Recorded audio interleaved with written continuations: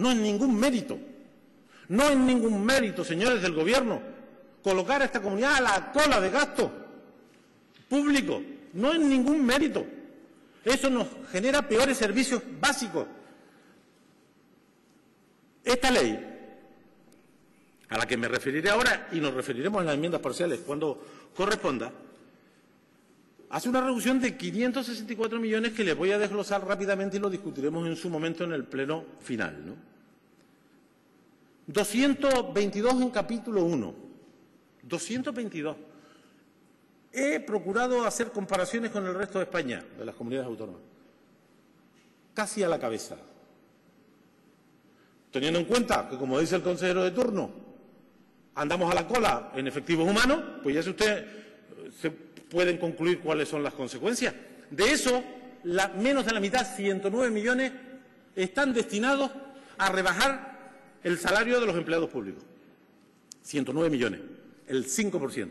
El 10% de aquí a final de año, que me lo criticaba el consejero cuando discutíamos esto aquí hace unos meses, y ahora en el plan económico financiero que ustedes presentaron lo dicen de forma categórica, porque no podía ser de otra manera. La renta disponible de los empleados públicos de Canarias de aquí al final de año perderá el 10% de sus recursos, y en el cómputo global de su masa salarial el 5%. Pero es que hay 113 millones más de recortes, y en el capítulo 1, 113 millones son más que 109. Y esos son efectivos, puestos de trabajo. Dice usted que no haya nadie en la calle. Lo que no contratarán es a las enfermeras y enfermeros, a los médicos y médicas, enseñantes le pongo un dato. 232 personas jóvenes brillantes acaban de médico interno y residente en nuestra comunidad. Los mejores médicos del mundo, no solo los nuestros, los españoles. Van a contratar 32 según mi información. 200 de esos brillantes estudiantes, brillantes profesionales, se tendrán que ir a otro lugar. Por esta vía de los 113 millones del capítulo 1 que nadie habla, se laminan más de 3.000 puestos de trabajo. Si es sencillo, yo tengo alguna experiencia en la gestión, de manera que ustedes hacen un recorte en el capítulo 1 de 222 millones, donde 109 van a la reducción de la masa salarial de los empleados públicos, que tendrá efecto en la economía y en la motivación de los trabajadores. Pero también reducen 113 millones que van a destruir, a eliminar, a no contratar más de 3.000 trabajadores públicos. De manera que aquí hay bajada de salario y menos empleo. Digan la verdad. Digan la verdad. Es una de las claves de esta crisis, decir la verdad. No se puede decir que lo del rescate es un préstamo, porque no se lo cree nadie, porque confunde a todo el mundo y porque tiene efectos además negativos. Lo del rescate es el rescate, y además es pequeño y vendrá otro más grande. Y estos son recortes, y estos son menos salario y menos empleo público. Y eso afecta a las personas en cuestión, pero afecta a los servicios públicos. Los servicios públicos en este momento tienen más horarios, menos salarios, menos efectivos y una gran desmotivación. De manera, señorías, que llamando las cosas como son, hay unos recortes en capítulo 1 inaceptables, que además no van a resolver ningún problema, como luego comentaré. No hacen ustedes prácticamente nada contra el fraude fiscal. Si el fraude fiscal en Canarias son 10.000 millones en una hipótesis intermedia de los estimadores en esta materia, 2 puntos de 100 serían 200 millones. Es posible que esta comunidad, porque el Gobierno español establece objetivos medibles, 8.000 millones. Lo hizo la ministra anterior, lo hace el ministro actual. Oye, sobre esos 10.000 millones potenciales estimados de fraude fiscal, ¿esta comunidad puede recaudar 200 millones en un año? Pues yo tengo la impresión, sin conocer los intríngulis de las técnicas y de los procedimientos, que eso es posible. Oiga, establezca objetivos, ponga prioridad. Es que no hablan del fraude fiscal, solo hablan de impuestos y de recortes. Es que el fraude fiscal en España y en Canarias es campeón del mundo desarrollado. No es razonable que no se persista, que no se persiga, que no se dimensione, que no se estructuren los medios para que paguen los que no pagan y, sobre todo, para que paguen más los que más tienen. Señoría, yo tengo la impresión de que ustedes están sometidos a los tiempos, a las circunstancias y que están reflexionando poco sobre el medio y largo plazo. Mi impresión es que las decisiones que están tomando no están medidas, no están evaluadas, no están discutidas en profundidad. Porque a esto de los recortes en capítulo 1, insisto, a los que se le suman los anteriores, rebajan ustedes 120 millones en gasto corriente y transferencias corrientes, pero sobre los servicios esenciales, no sobre una cosa abstracta. Es que eso no tiene que ser un mérito. Si va a haber menos marcapasos y menos prótesis, valiente mérito reducir el gasto corriente en los hospitales. Si es para quitar ineficiencias, lo aplaudo. Pero esos 120 millones que van de menos en gasto corriente y en transferencias corrientes van a ir a menos prótesis, a menos marcapasos. Pero después le pegan ustedes un hachazo, y sé que tienen ustedes los límites que tienen, a la inversión. Es que esta comunidad está paralizada, España entera. Y que los 220 millones de menos de inversión van a dar un hachazo a lo poco que queda del sector vinculado a la construcción. De manera que estamos hablando de unas medidas de recorte muy importantes y que pasan desapercibidas. Me refiero a los asuntos fiscales. Mire, la fiscalidad es el mejor instrumento inventado y demostrado para redistribuir riqueza y para que los asuntos colectivos, el papel del Estado, sea el debido. Está bien inventado, aunque no todos los sistemas fiscales son igual de justos y progresivos. El nuestro tiene que cambiar, en España y aquí, tiene que ser más progresivo. Tienen que pagar los que más tienen, tienen que pagar los que no pagan.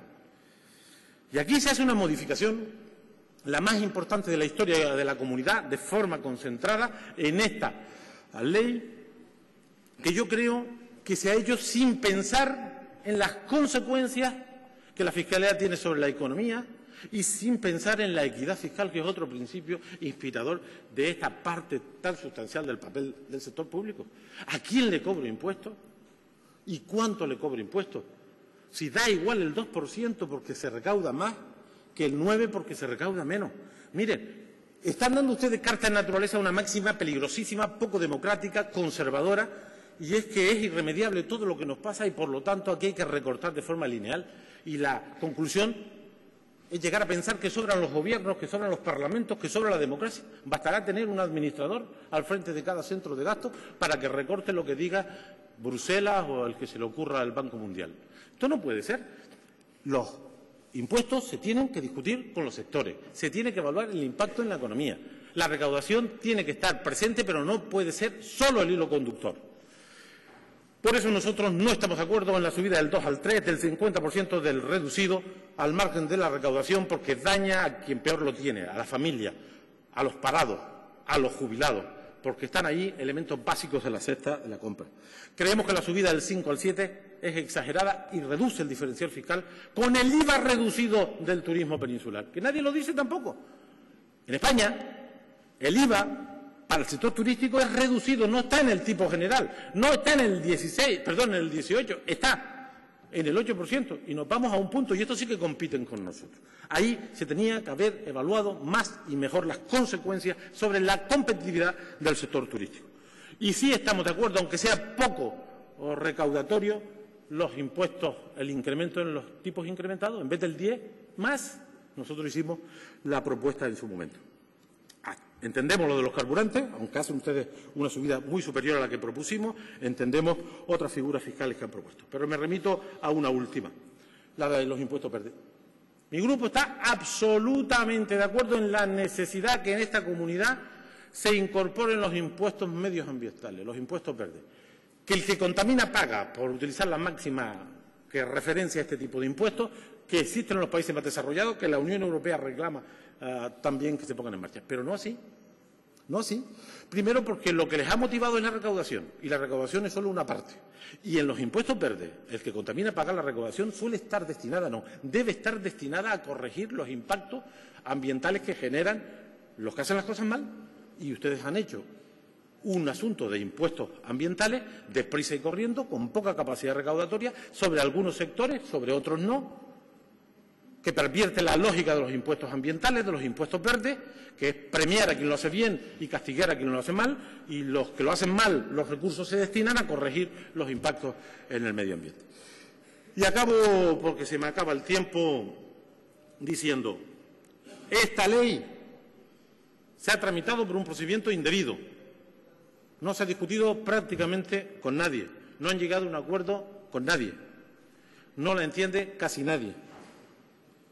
Es una ley que recorta y sube impuestos y que va a impactar negativamente en la economía, en el crecimiento, que va a impactar en el sector público y el sector privado en menos empleo, que se hace en el peor momento del ciclo económico, en una importante depresión de la economía. Sí, señor diputado, tiene usted 2 minutos para concluir, por favor. Tarde, mal y, en el caso de los impuestos, en exceso. Y les digo lo más grave de todo. Volverán ustedes aquí pronto a plantear a esta Cámara, a la sociedad canaria, más recortes y más impuestos. Y lo hará también el Gobierno de España. Ahora, después de verano, subirán el IVA, tocarán las pensiones.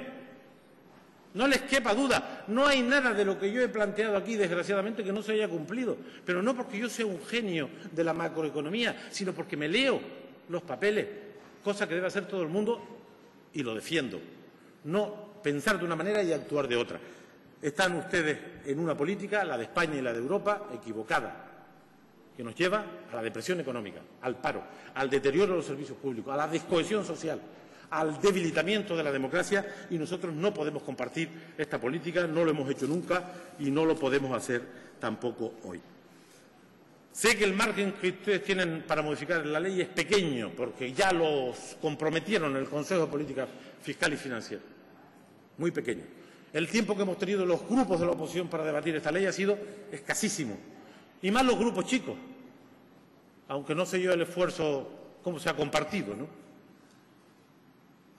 Pero hemos hecho también enmiendas parciales a este presupuesto, a las que no me he referido porque no toca y no tengo tiempo, pero algunas podían modificar este texto y mejorarlo sin quebrar los compromisos que ya adquirieron ustedes y suscribieron el Consejo de Política Fiscal y Financiera en cuanto a los recortes y a la subida de impuestos, porque eso es palabras mayores por lo que se ha visto aquí.